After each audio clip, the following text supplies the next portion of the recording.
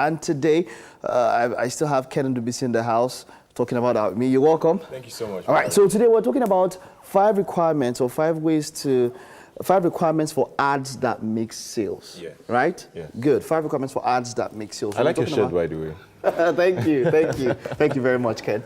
So we've been talking so far about ads and how important they are when it comes to small and medium scale enterprises and businesses and how they can use it effectively, True. right? So now we're talking about 5 ways how to know what you need to know about ads that make sales, right? Okay, so let's go straight up. Number 1. So I'm going to list the 5 basic requirements that you need to actually run ads. So the first thing you need is you need to set up your social media pages correctly.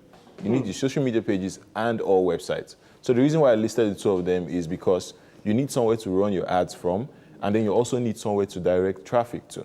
So if people want to buy something from you, there needs to be a place where they can order stuff from. Always order. Right? So you need to set those places right. What does it mean to set them right? So it means to have the correct description. You need to have the right description, the right image, the right bio. Everything needs to be on point so that when someone visits those pages or your website, they don't like go up and down, start looking for what to do, right? They already know what you've programmed it to do. And then they just follow. So it's precise, straight to the point. It should be. So set up your social media pages first, or have a website. Yeah. All right, good. All right.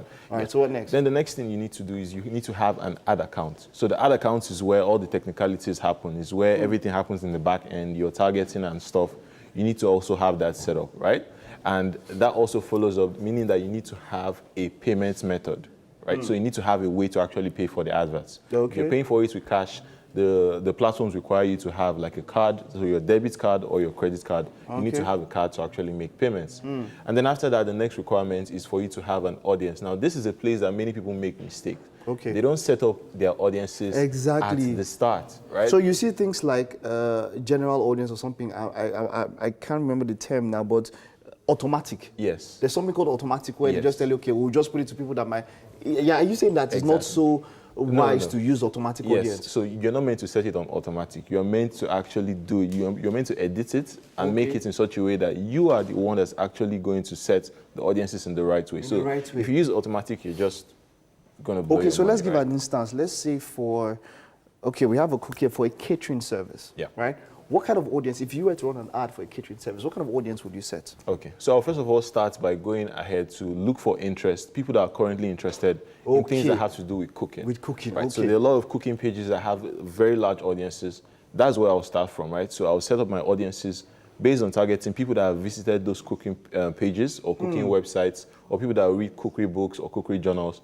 That's where I'm going to start off from. That's where you should start off. Yes, so that's a good start. General interest. I know I've seen that a lot. Check for general interest relating to what you are selling or whatever business you are in. Okay, all right. So what next? And then after that, you need, of course, you need to have, the creative, right? So the creative is the text, the pictures, the videos that you want to use for the advert. Now, you need to make sure that these things, you don't want them to shout like, I'm trying to advertise something, right? You need to make it subtle so that people don't know that you're trying to sell to them. Because if people think that you're trying to sell to them, instantly they're going to be turned off and they're going to click away. They're going to scroll past whatever you have to sell. So you have to find a way to be creative. You have to find a way to relate with them, something they would want. Okay, but now, there has been that debate between text and videos, or pictures and videos. Some people tell that, okay, look, because of how we are here, it's better to use pictures because videos, some people might not want to play a whole video. It might take too much time to load data and all that. What do you say about that? If you want to advertise, pictures versus videos?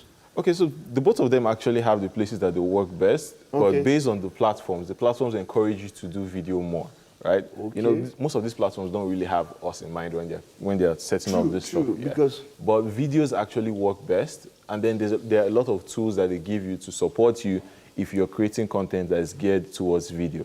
And they also recommend that you don't make videos that are too long. That's why you see them recommend things like 30 seconds video or 60 seconds video. The goal is to be able to capture attention in as little time as possible.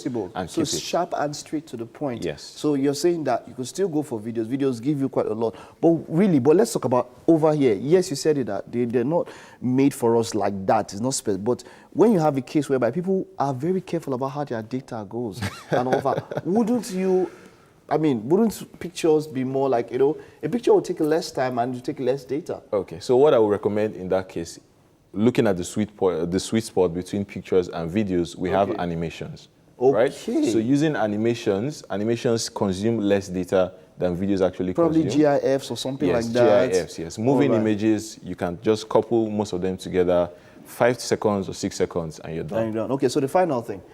What's the final? Is that all? Are we Yeah, all the five? We don't all the yes. five. Okay, so these are the things that you need to put in mind before you run an ad. Exactly. And then if you need to have somebody to run the ad, can you trust somebody to do all of this?